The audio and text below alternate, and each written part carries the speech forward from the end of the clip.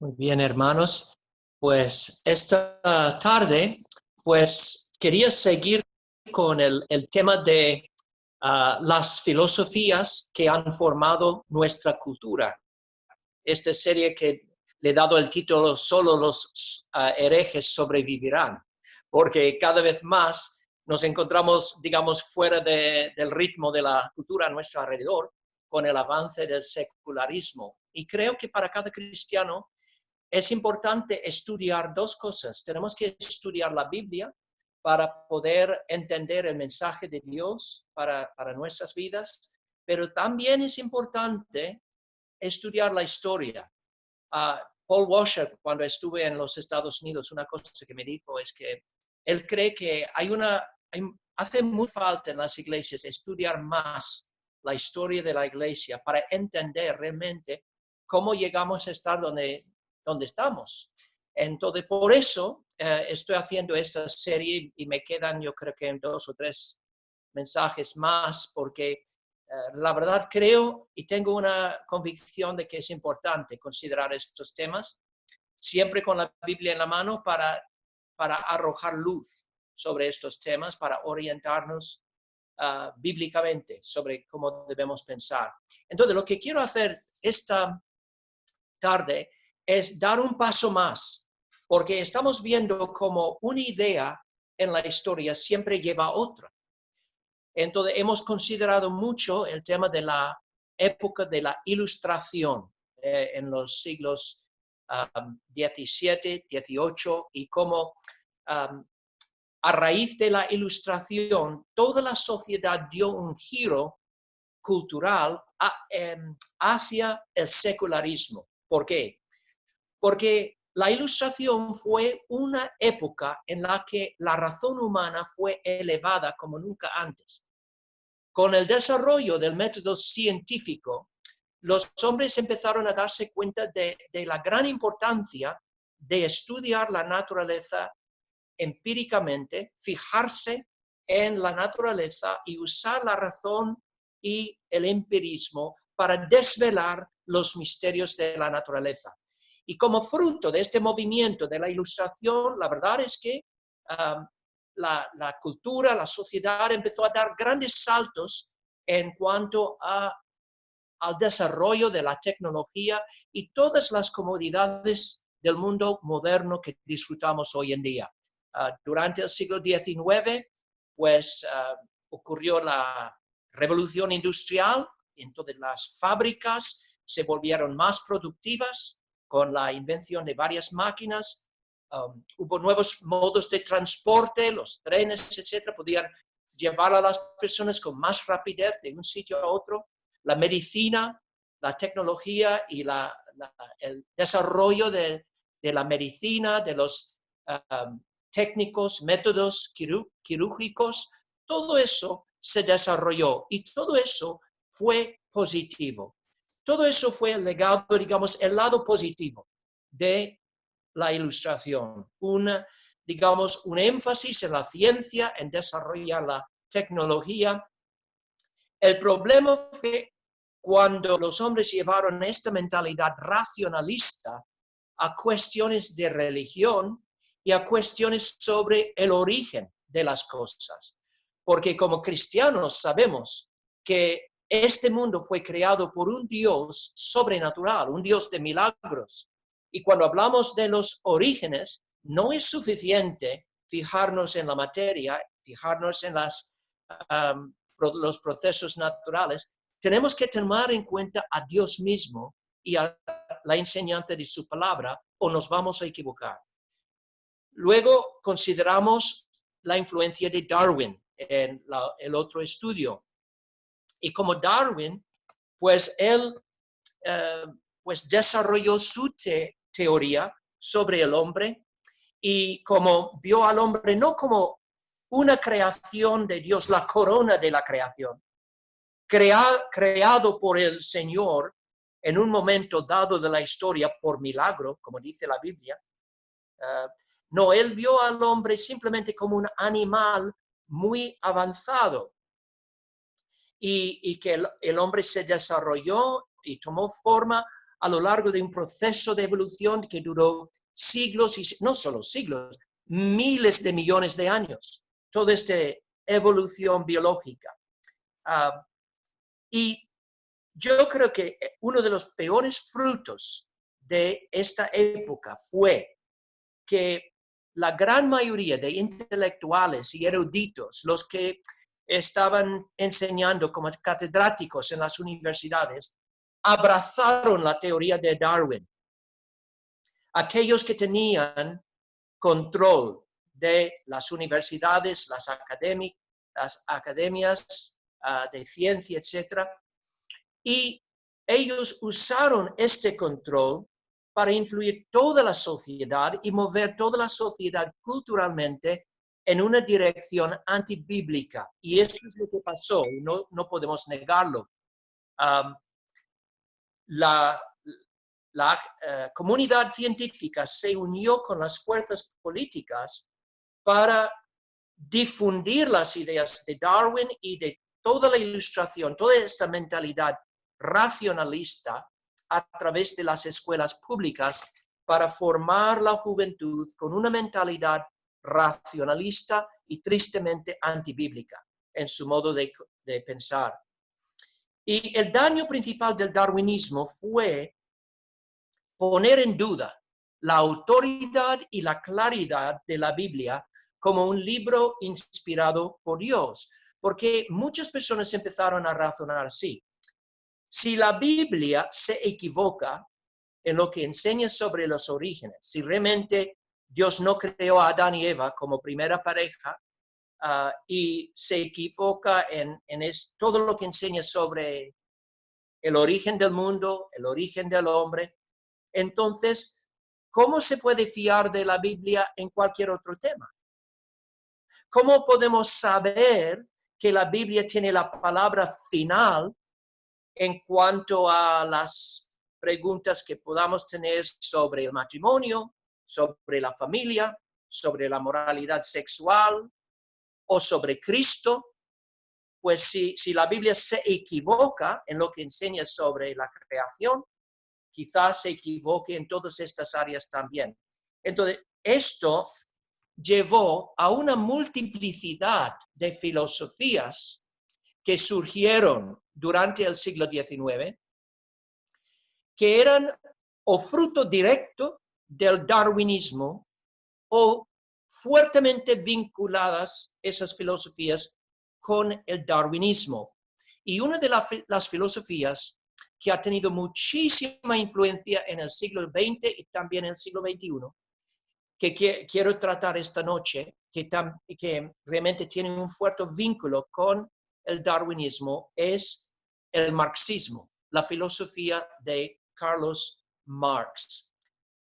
Normalmente pensamos en el marxismo simplemente como un sistema económico, una idea de sistema económico, pero en realidad el marxismo es una filosofía que trata de explicar la vida misma, o sea, y en particular trata de explicar la experiencia social y económica del hombre a la luz del materialismo y la evolución. De hecho, cuando Marx leyó por primera vez el libro de Darwin, le escribió una carta y le dijo: me has dado la base científica de mi filosofía, porque tú ahora has confirmado lo que yo creo, que todo es evolución. Entonces Darwin abrazó el darwinismo, Marx abrazó el darwinismo como la base científica de su filosofía. Entonces, hemos visto que Darwin no vio al hombre como en realidad una criatura hecha a la imagen de Dios, una criatura única, creada por un acto especial de Dios en un momento de la historia. Para Darwin, el ser humano es simplemente una de las muchas manifestaciones que tiene la vida biológica en la Tierra. La vida biológica ha ido diversificándose a lo largo de millones de años y el hombre tiene con la vida biológica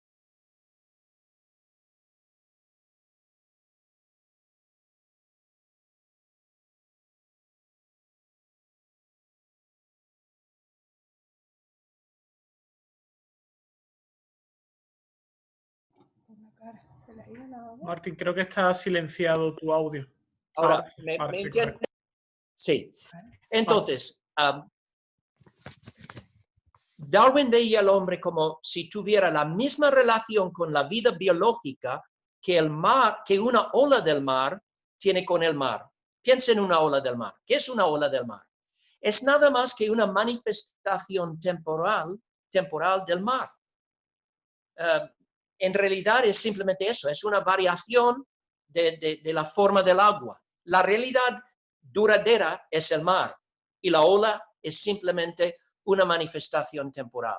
Entonces, para Marx, bueno, para Darwin en primer lugar y luego para Marx, el hombre es como esa ola, aparecido como fruto de un proceso de evolución por la ley de la selva, la supervivencia de los fuertes, y el hombre ha llegado a tener una posición de dominio en el mundo animal por causa de su cerebro, porque es más grande, su gran astucia como depredador. Entonces, ahora, en este momento de la historia, el ser humano, lo que llamamos el ser humano, es la criatura, el animal más dominante en la tierra por su astucia como depredador, pero algún día quizá el hombre también desaparezca, porque la evolución es un proceso que nunca cesa. Entonces, Carlos Marx abrazó esta teoría biológica de Darwin, pero luego dijo, bueno, si es verdad que la ley de la vida es la ley de la selva, es la supervivencia de los más fuertes, ¿cómo se manifiesta esta realidad en la esfera social del ser humano? Y la respuesta de Marx es, se manifiesta esta lucha para sobrevivir y dominar en el mundo animal, se manifiesta en la esfera social en una lucha entre clases, que es en su esencia una lucha económica entre los ricos y los pobres. Y la enseñanza de Marx tiene cierto poder persuasivo porque hay un elemento en lo que dice Marx. Ciertamente vemos en el mundo, en la sociedad, una desigualdad en el mundo. Y vemos muchos males producidos por esta desigualdad. La Biblia misma afirma que los ricos en la sociedad muchas veces actúan como opresores de los pobres. Santiago lo dice en su epístola, ¿no? ¿Quién puede discutir con esto, no? Es cierto que los ricos, precisamente porque tienen dinero y con ese dinero tienen cierto poder, pueden oprimir a los pobres. Dice Santiago, vamos ahora ricos, llorad y aullad por las miserias que os vendrán. Vuestras riquezas están podridas, vuestras ropas están comidas de polilla, vuestro oro y plata están enmohecidos, y su moho testificará contra vosotros y devorará de todas vuestras carnes como fuego. Habéis acumulado tesoros para los días postreros. He aquí clama el jornal de los obreros que han cosechado vuestras tierras, el cual por engaño no les ha sido pagado por vosotros, y los clamores de los que habían cegado han entrado en los oídos del Señor de los ejércitos. Entonces, Santiago reconoce que muchas veces en la historia los que tienen más dinero pueden actuar como los opresores de los pobres, sobre todo cuando les quitan un sueldo justo, cuando les obligan a vivir en condiciones de miseria y aprovechan de su pobreza para enriquecerse a sí mismo, pero sin pagar un sueldo justo al pobre. ¿Quién puede negar esto? Esto es una realidad. El problema con el marxismo surge de la filosofía materialista que está detrás de esto, porque Carlos Marx no creía en Dios. De hecho, él odiaba toda enseñanza acerca de Dios, odiaba toda sobre todo el cristianismo, y él creía que toda creencia religiosa se basa en la superstición y la ignorancia. Y la única fuente de conocimiento, como hemos visto con muchos de estos hombres de la Ilustración, la única fuente de conocimiento para él era la ciencia materialista. Para Marx el hombre es un animal avanzado, pero es una criatura totalmente material, sin alma, no creado por Dios, sino como fruto de un accidente de la historia. Y creía que la religión, toda religión, era básicamente un invento de los hombres, sobre todo de los hombres ricos, para oprimir a los pobres y para mantenerlos en una posición o una condición de pobreza y opresión y pasividad, porque podían decir a los pobres, es cierto que sois pobres en este mundo, pero tenéis riquezas por delante en el cielo, así que debéis contentaros con vivir con una miseria aquí en la tierra, porque tenéis un gran galardón en el cielo. Y Marx decía, esto es una forma de opresión y esto es, por eso llamaba la religión el opio de las masas, el opio de las masas, para mantener al pueblo contento con su miseria. Pero Marx, precisamente porque creía en la evolución, creía que la esperanza del ser humano reposaba precisamente en la evolución, que hay en la naturaleza una ley de progreso y que todo el mundo se va progresando de un estado inferior a un estado superior. Y él razonaba así, una sociedad dividida en clases es inferior a una sociedad sin clases. Entonces, él creía que la sociedad estaba moviendo hacia una escatología, digamos, un escenario final en la que una sociedad se manifestaría sin clases, en la que ya no había ni ricos ni pobres, todos vivían al mismo nivel, todos tenían suficiente para vivir, nada, y entonces, pero su pregunta es, ¿cómo llegamos a ese estado superior? ¿Cómo puede la sociedad progresar a este estado superior a una sociedad sin clases? Y él decía, bueno, como la ley de la vida es la ley de la selva, es decir, la supervivencia de los más fuertes, la sociedad va a progresar cuando los pobres de este mundo se dan cuenta de la fuerza que tienen cuando se unen. La fuerza que hay en la solidaridad, porque los pobres son más en número que los ricos. Así que para que la sociedad avance hacia ese futuro de una sociedad sin clases, los pobres, es decir, la clase obrera, oprimida por la clase rica, tiene que comprender la fuerza que hay en la solidaridad y unir sus fuerzas para rebelarse contra la clase dinerada, apoderarse con todo ese dinero acumulado que tienen para redistribuirlo a todos por igual. Y eso ocurre por establecer un gobierno comunista. Y un gobierno comunista es un gobierno que se apodera de todos los medios de producción, es decir, las fábricas, las empresas. El gobierno se hace dueño de todo para que todos estén trabajando para el gobierno y el gobierno puede dar un sueldo justo a todos igual, por igual, y eliminar así la diferencia entre clases. Pero para lograr ese fin, Carlos Marx creía que se tiene que desaparecer la propiedad privada,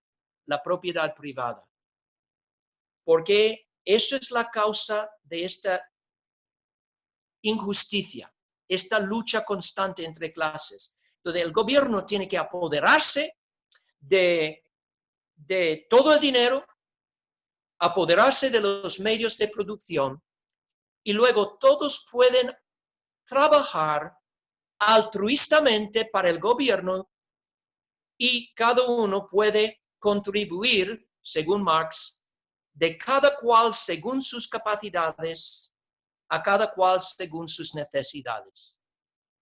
Ahora bien, este cuadro de una sociedad futura utópica, una utopía de una sociedad sin clases, pues es atractivo y la verdad es que a nivel superficial hay ciertos valores que podemos ver en la filosofía de Marx que se asemejan a los valores cristianos. Por eso muchos han llamado el marxismo una herejía cristiana, porque hay cosas que parecen que tienen en común el cristianismo y el marxismo.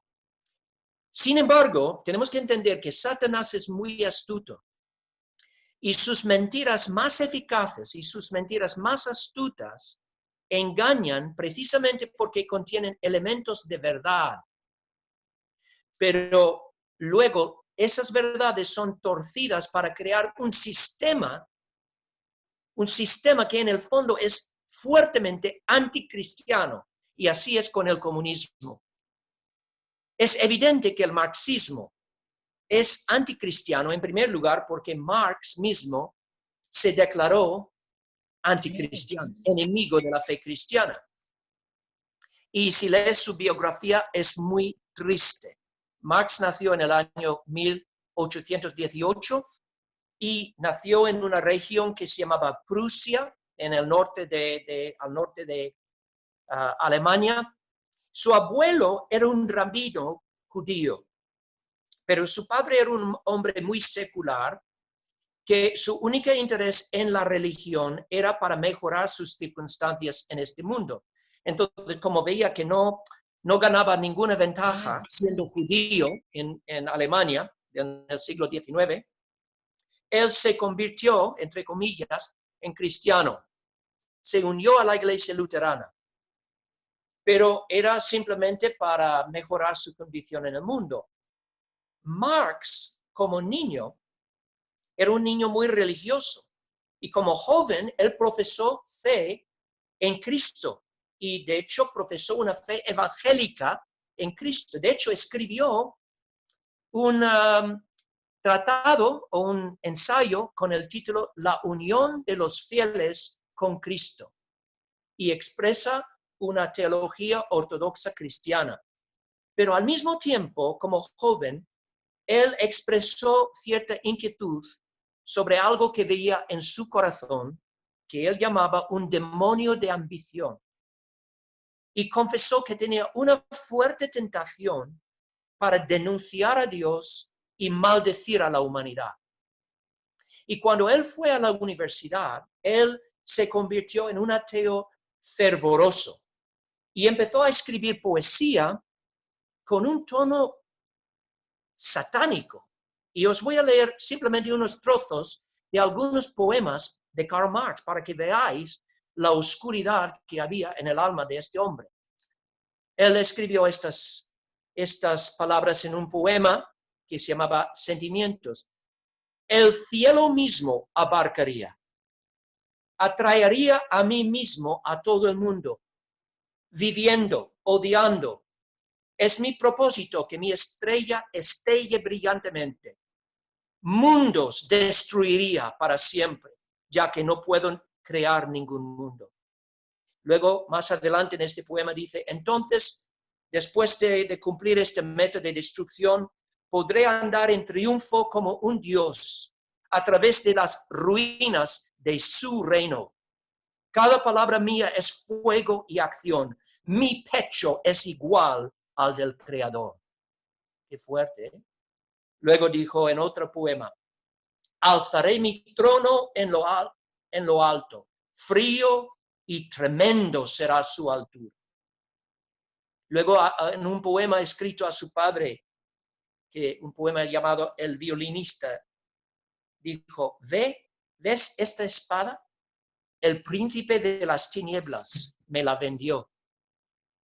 Y luego continúa diciendo, con Satanás he llegado a un acuerdo. Él marca las señales, gana tiempo para mí, y yo toco la marcha de la muerte rápida y libremente.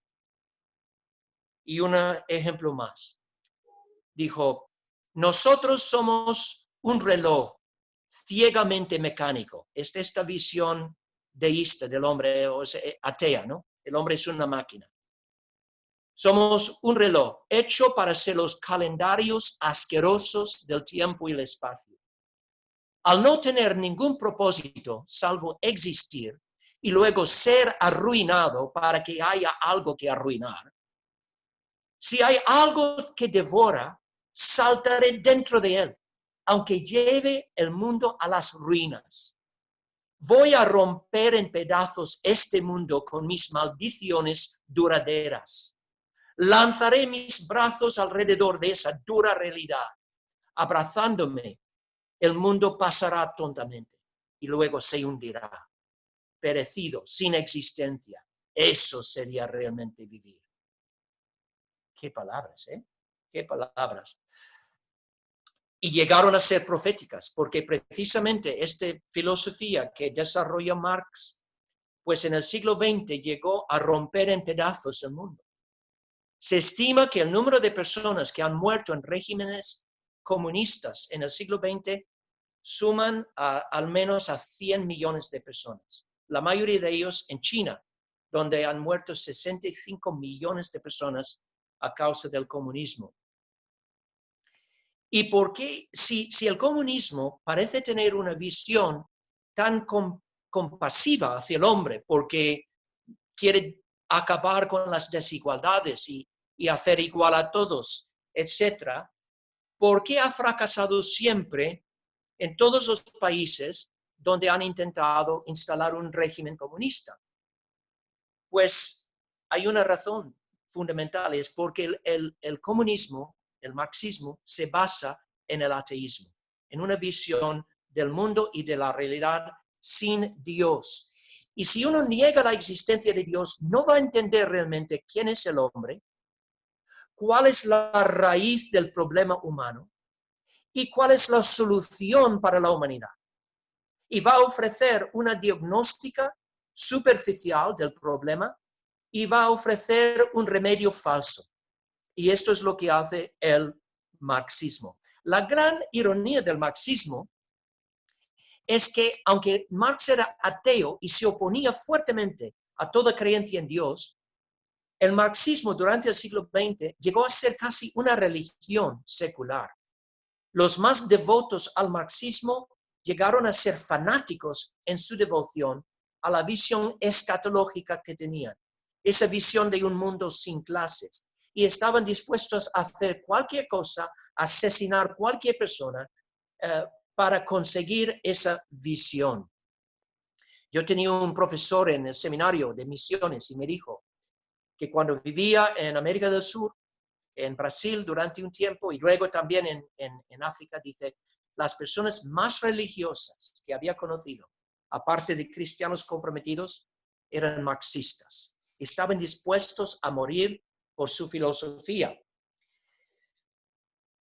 Entonces, la razón por qué tiene tanta fuerza es esa, porque el marxismo representa una religión secular y como una religión en muchos sentidos paralela al cristianismo, porque tiene un concepto de pecado original, tiene un concepto de la salvación y tiene una escatología o una visión del futuro que quiero presentar y explicar un poco más la semana que viene. Pero antes de terminar esta noche, como hemos visto poca la escritura todavía, esto es una introducción necesaria, quiero concluir contrastando dos puntos claves del marxismo con el cristianismo.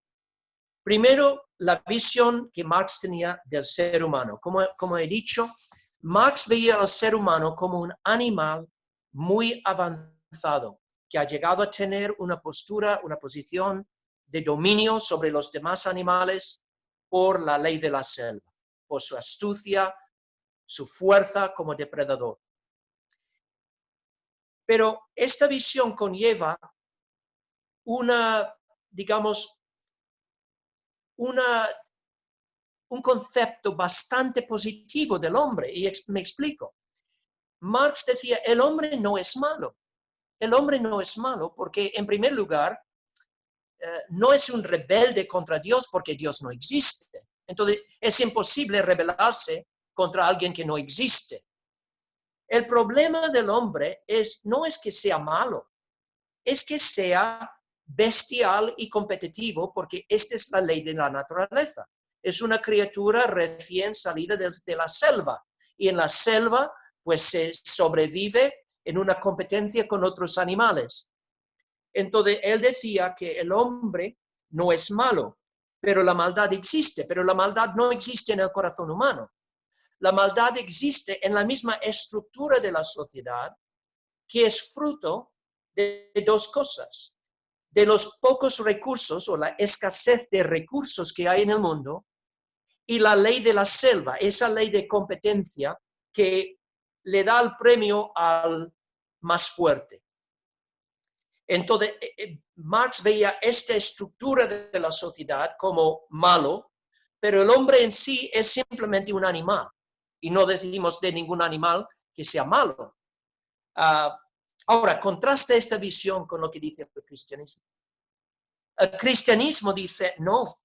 Por un lado, el cristianismo tiene un concepto del hombre mucho más elevado que el marxismo, porque creemos que el ser humano es una criatura única. No somos animales. Es cierto que compartimos con los animales un cuerpo físico y compartimos las mismas funciones corporales. Tenemos que comer y beber y también reproducimos, etc. Entonces compartimos eso con los animales.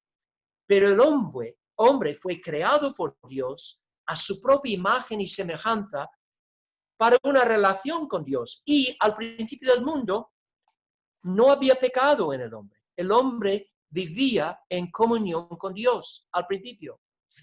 Pero por un acto de rebeldía contra su creador, el hombre cayó bajo el poder del esclavo, del pecado. Y el pecado es una realidad que se ha apoderado del corazón del ser humano de tal modo que no quiere reconocer ninguna autoridad por encima de sí mismo. Quiere ser su propio Dios. Quiere vivir como Dios. Y según Jesucristo, la maldad no está esencialmente en las estructuras, aunque es cierto que el pecado al final corrompe las estructuras de la sociedad, pero la raíz del pecado está en el mismo corazón del hombre. Como dice Jesús en Marcos 7, él deja muy claro que el corazón es el problema. Dice en Marcos 7 y el versículo 18. A sus discípulos dice, ¿no entendéis que todo lo que de fuera entra en el hombre no le puede contaminar? Porque no entra en su corazón, sino en el vientre y sale a la letrina. Esto decía haciendo limpios todos los alimentos. Pero decía que lo que del hombre sale, eso contamina al hombre, porque de dentro del corazón de los hombres salen los malos pensamientos, los adulterios, las fornicaciones, los homicidios, los hurtos, las avaricios, las maldades, el engaño, la lascivia, la envidia, la maledicencia, la soberbia, la insensatez. Todas estas males de dentro salen y contaminan al hombre. Cristo está muy claro que el problema del hombre no está fuera de él. El problema está en su propio corazón, la maldad que hay ahí. Y la gran promesa del nuevo pacto, es que Dios va a quitar el corazón de piedra del ser humano y ponerle un corazón de carne, un corazón con la ley de Dios dentro. Perdón, hay un problema que tengo con mi teléfono. pues, pero me oís, ¿no? Me oís, ¿sí? Bien, entonces, creo que voy a terminar allí porque veo la hora, entonces vamos a seguir en la semana que viene, pero lo que quería recalcar en este día es que cuando uno niega la existencia de Dios y se vuelve enemigo de Dios, cualquier diagnóstico o cualquier solución que le da para resolver los problemas del ser humano siempre van a fallar, porque no son conformes a la realidad. Aunque puede haber en el marxismo elementos de verdad, y la verdad es que hay elementos de verdad, pero como un todo, como un sistema, es fuertemente anticristiano y el propio fundador demuestra esto por las palabras que he leído, que era un hombre muy ateo. Pero es importante que comprendamos esto porque el marxismo ha influido mucho en la sociedad en la que vivimos y como vamos a ver la semana que viene, es una filosofía que realmente es dominante actualmente en la sociedad y en la cultura. Y tenemos que entenderlo. Muy bien. Pues vamos a pasar a la oración y